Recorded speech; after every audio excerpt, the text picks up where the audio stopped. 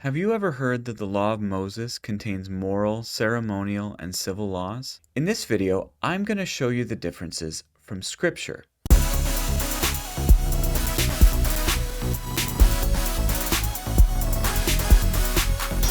This video will try to sum things up briefly, so if you want a fuller exposition of these issues, check out the second and third episodes of the Christian Approach to the Law series I did on the channel.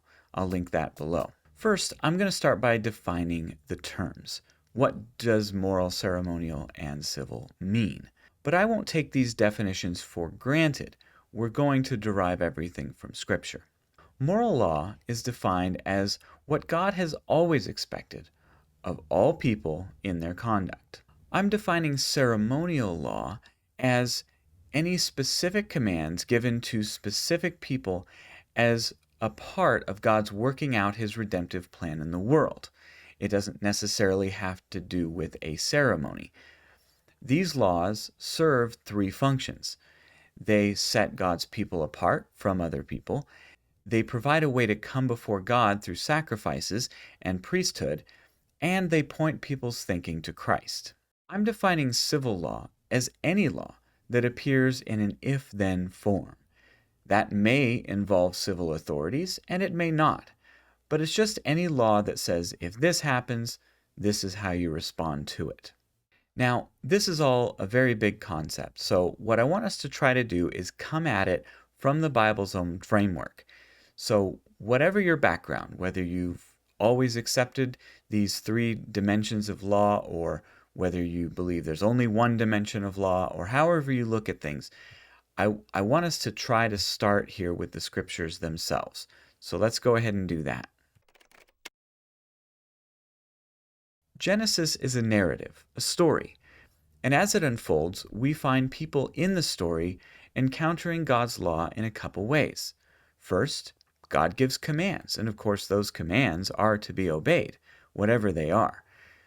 But also we find people encountering temptation and encountering situations where they may fall into sin, and sometimes they do and sometimes they don't. However, a clear pattern emerges when one considers these expressions of God's law. Let's look at the commands in Genesis. I think this is pretty much all of them, though I may have missed one or two. Be fruitful and multiply. Every fruit and green plant is food for man. Do not eat of the tree of the knowledge of good and evil. Build an ark. Here are the parameters. Take your wife and sons and their wives into the ark. Take food onto the ark. Enter the ark. Take each clean animal by sevens onto the ark. Get out of the ark with all the people and animals. Every moving thing, all that is alive, shall be food for man. Do not eat the blood of the animals. Shed man's blood, and yours will be shed.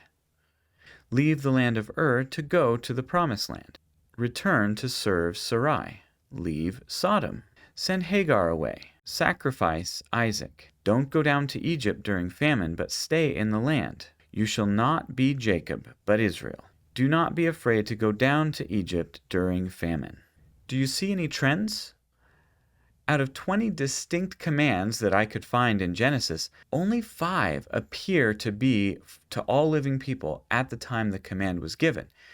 And one of those, the giving of only plants for food in Genesis 1:29, was changed by the addition of animals in Genesis 9:3.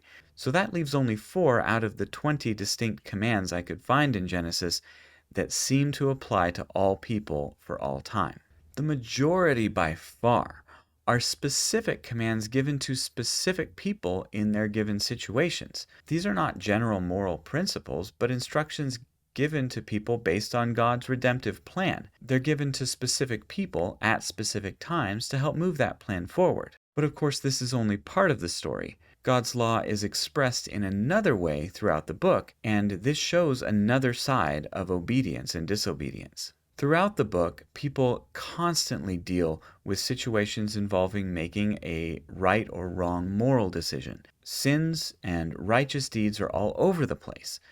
And here's just a sampling of those. Murder, regarding Cain. Violence, which is murders, regarding Noah. Adultery, regarding Pharaoh and Abimelech. lying regarding Abram, homosexuality and rape regarding Sodom, drunkenness regarding Lot, incest regarding Lot's daughters, theft regarding Jacob and Esau, unequal measures regarding Laban, more rape regarding Dinah, worshiping God alone regarding Jacob, kidnapping regarding Joseph's brothers, more adultery regarding Joseph, and bearing false witness regarding Potiphar's wife. There's no question that each of these passages is talking about a sin, whether the person engages in that sin or not. So we see that there must be some form of God's law in place. And now is the moment to be careful that we do not go beyond the text. If you suppose that God must have told people at some point, you're saying something the text doesn't say. We have plenty of examples of God telling people to do things, but He's chosen not to give us those examples when it comes to these general moral laws. What we find is that, for the most part, general moral principles are set apart from specific instructions. And I think this is very telling. Specific instructions, commands, are usually regarding specific things for specific people that aren't intended for everyone. Yet there's still some kind of law in place, some moral order that God doesn't have to explicitly say for it to be binding on all the people. What this teaches us about the text is that when we see a command given, we cannot automatically assume that command is directed at us or at all people. The text of Genesis will not allow that. So the reader comes to Exodus with that prior context in mind, primed to be able to read the law of Moses, knowing that some things will be universal moral norms, but other things will be special, intended for certain people. Of course, the first readers of Exodus were Moses' own generation, so they knew that they were there and were part of that covenant at Sinai, and what was given there applied to them. But they already knew from Genesis that some commands applied to them because they simply reflect universal moral standards, while others applied to them because they were God's special people in a special relationship with Him through that covenant. This is how Genesis presents God's commands, and this is how Exodus presents God's commands. And the idea that there can be laws that apply to some and not others is not denied by Torah observance folks. They'll readily talk about how some laws are just for women or for priests or for farmers. But what I'm pointing out is that there are some laws that are only for God's covenant people and some laws that are for the whole world, as we see here in Exodus. Now, you may have noticed that up to this point I've only talked about 2 kinds of law, not 3. And that's really because in Genesis there was no nation of Israel, and so there was no need of civil laws that will come into play in Exodus. And really, when we're talking about these 3 types of law, it's important to realize we're not talking about 3 separate buckets, and each law goes in only one bucket. There are different dimensions of law, and so a law may have a ceremonial dimension but relate to something moral, or there may be a civil law that applies to ceremonial laws, or another civil law that applies to moral laws. At the forefront, however, when we're talking about what applies to Christians today in the New Covenant, the moral and ceremonial distinction is the one that makes the most difference to us. This is what lies at the heart of the disputes about Torah observance. So whether you like these traditional labels or not, or whether you want to impart meaning that I'm not imparting to these different terms, it really doesn't make a difference. The important thing is that these distinctions exist. If you want to dispute that distinction, you can't do so by merely saying that the Bible doesn't have headers that say this is moral or this is ceremonial. That would be a straw man fallacy, totally misrepresenting what this distinction actually is. So how does the law of Moses separate between universal laws, which we call moral, and specific commands for the nation of Israel alone, which we call ceremonial? The answer is in the question, and in what we saw in Genesis. There's an obvious specificity to the commands to Noah to build an ark, or Abram to go leave his homeland. These simply cannot be for everyone to do. And when we read the rest of the commands in the Torah, we find that some laws appear in this same way. God calls out the reason why he's giving the command. Let's look at some examples, and these will be specifically from the types of laws that are typically debated about with Torah observance folks. That is, the dietary restrictions, the Levitical appointed times, and the weekly Sabbath. In the primary passage for dietary laws, Leviticus 11, God finishes that discourse by giving his reason for why Israel was to consider certain animals unclean and to not eat them. Leviticus 11:44 and 45. For I am the Lord your God. Consecrate yourselves, therefore, and be holy, for I am holy.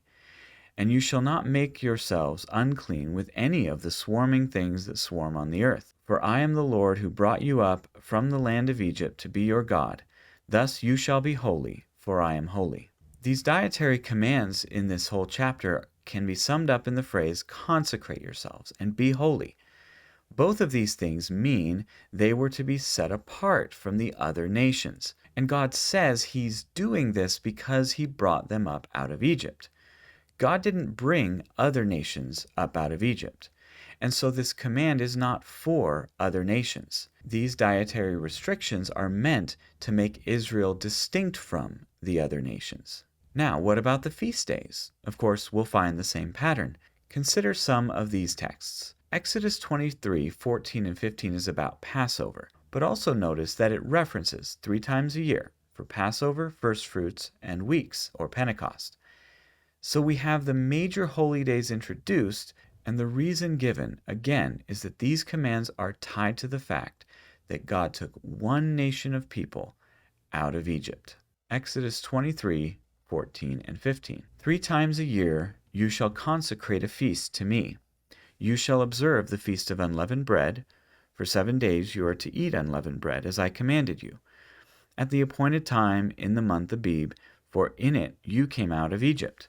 And none shall appear before me empty-handed.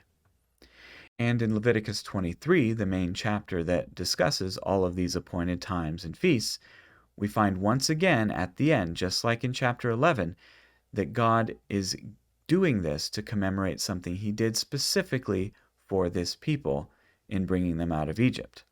Leviticus 23:42 through 44.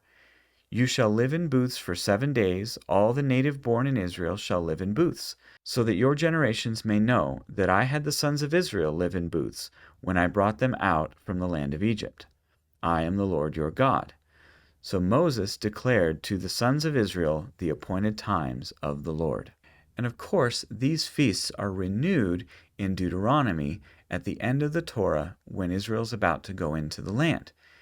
And the reason for them is given several times in Deuteronomy 16. Verse 1, observe the month of Abib and celebrate the Passover to the Lord your God. For in the month of Abib the Lord your God brought you out of Egypt by night. Verse 3, you shall not eat unleavened bread with it. 7 days you shall eat with it unleavened bread, the bread of affliction. For you came out of the land of Egypt in haste, so that you may remember all the days of your life, the day when you came out of the land of Egypt. Verse 6, but at the place where the Lord your God chooses to establish his name, you shall sacrifice the Passover in the evening at sunset, at the time when you came out of Egypt. And verse 12, you shall remember that you were a slave in Egypt, and you shall be careful to observe these statutes. Now, of course, the appointed times do much more than memorialize the Exodus, but when we're reading the text itself, that is the reason God gives for commanding them. This reason points to the fact that God has redeemed this one nation out of all of the others. Therefore, these feasts are not commanded to all the nations. And of course, when we look at the Sabbath, we find exactly the same thing. Despite the fact that it appears in the 10 Commandments in Exodus 20, in Exodus 31, we see that it is given a reason for being that is unique to itself among all the other commands.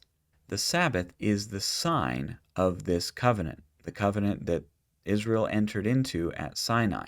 Let's see how it's described. Exodus 31:13. But as for you, speak to the sons of Israel, saying, you shall surely observe my Sabbaths, For this is a sign between me and you throughout your generations, that you may know that I am the Lord who sanctifies you. So this is the sign of this covenant. It is related to the covenant God is making with Israel at Sinai. And notice that God also says, I am the Lord who sanctifies you. Again, sanctifies is a word meaning set apart. God has set Israel apart from all the other nations. Therefore, this command to keep the Sabbath is for Israel and not for the other nations. Now, this isn't everything. We haven't even touched the sacrifices and the priesthood and the temple and all of that. There are numerous passages throughout the prophets where God judges other nations for their sins. But they're never judged for these things. They're never judged for not keeping the feasts or the Sabbath or for eating unclean. Rather, they're judged for other sins. Now, this should sound familiar. This is exactly what we saw in Genesis. Specific people who are integral to God's redemptive plan are given specific commands.